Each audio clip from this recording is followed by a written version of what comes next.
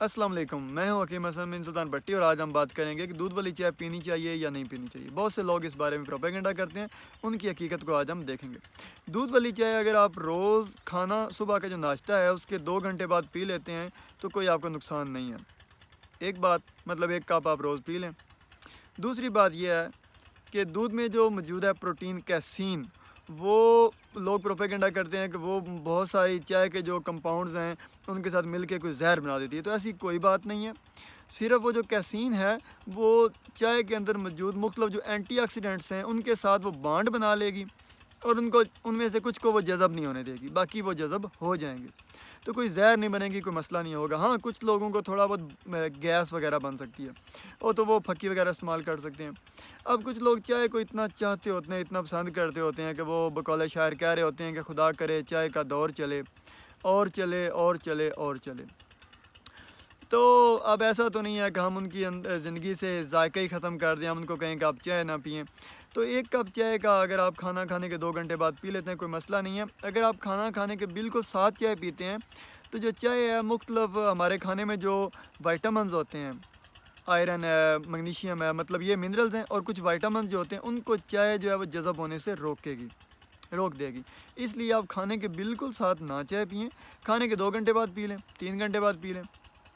तो फिर वो जज़ब हो चुके होंगे तो फिर आपका कोई नुकसान नहीं होगा, मतलब खाने के अज्जा ज़ाया नहीं होंगे। ठीक है।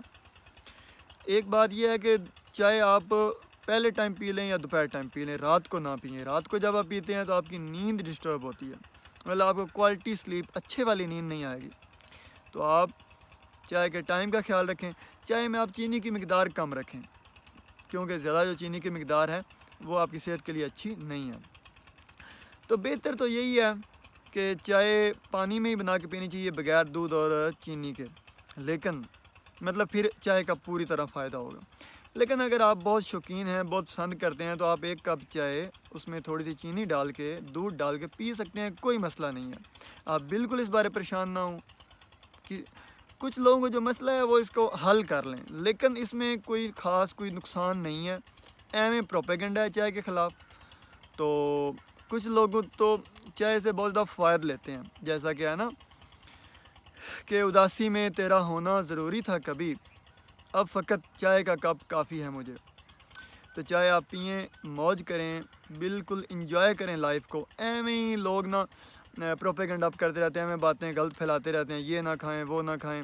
तो आप खुद साइंसी तहकीकात देख लिया करें। अब जिसके पास थोड़ा सा एक्सपीरियंस आ गया या कोई डिग्री आ गई है तो वो आवें आपको मना करता है, वो चीज़ भी ना खाएं, वो भी ना खाएं, वो भी ना खाएं। तो इतना ज़्यादा उनकी बातों को सीरियस लेने की ज़रूरत नहीं है।